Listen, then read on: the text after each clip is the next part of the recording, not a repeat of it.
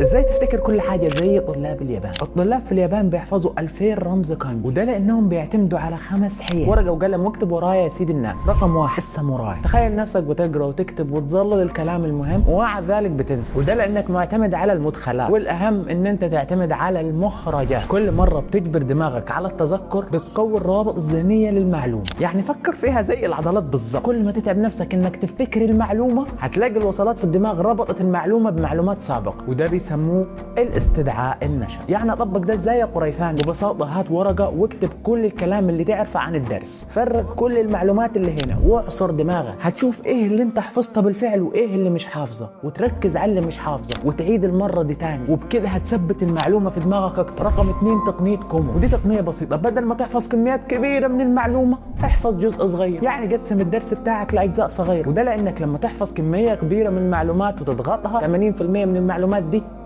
بيطير. وده موجود في الإسلام: قليل دائم خير من كثير منقطع. خلي المذاكرة بالنسبة لك زي العادة، وده علشان تشجع نفسك بخطوات صغيرة فتقدر تستمر طول السنة تذاكر وما توقفش أبدا. رقم 3 زراعة الدماغ. شوف يا صاحبي، لما تزرع حاجة محتاج كل شوية تسقيها علشان الحاجة دي تكبر، وعشان كده لما تذاكر محتاج ان انت تراجع اللي ذكرته. يا سبحان الله، ودي اصلا تقنية مشهورة باسم التكرار المتباعد. هتراجع الحاجة اللي ذكرتها بعد 24 ساعة، ومرة بعد 3 ايام، ومرة بعد اسبوع. رابع استراتيجية الكيس، ودي يعني تحسين 1% يوميا. حسن من نفسك كل يوم 1%. طبق الحاجات اللي قلت لك عليها في الفيديو ده لمدة 15 دقيقة كل يوم. 5 استدعاء نشط، 5 تكرار متباعد، 5 ممارس. خلال شهر واحد هتلاقي نتيجة عظيمة. اخر وخامس حاجة فن التركيز. ايوه انا عارفك دايما مشتت، لكن طلاب اليابان بيمارسوا حالة من التركيز العميق. طيب ازاي يا مستر قريفاني ادخل في الحالة؟ 3 حاجات: مكان مخصص للدراسة، شيل اي مشتت، موبايل، تلفزيون، اصحابك اللي حواليك، استخدام نفس الادوات، نفس القلم ونفس الكراسة، والادوات كلها تكون جاهزة. خلي الموضوع يا صاحبي زي اللعبة، كل يوم بتتطور، كل يوم بتزيد ليفل. وعشان توصل لافضل نسخة منك دلوقتي زي طلاب اليابان، اسأل نفسك سؤال: